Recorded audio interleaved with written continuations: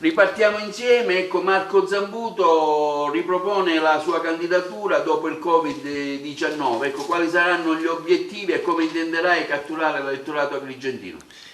Il Ripartiamo insieme è un messaggio che voglio lanciare alla città.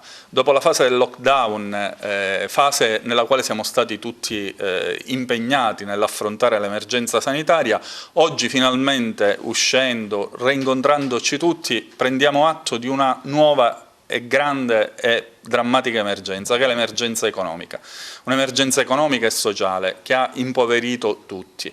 Rispetto a questa nuova fase occorre un grande momento di ascolto nei confronti di tutti gli operatori economici e di tutte le attività economiche della città, i ristoranti, i pub, i negozi, gli alberghi, tutte le categorie.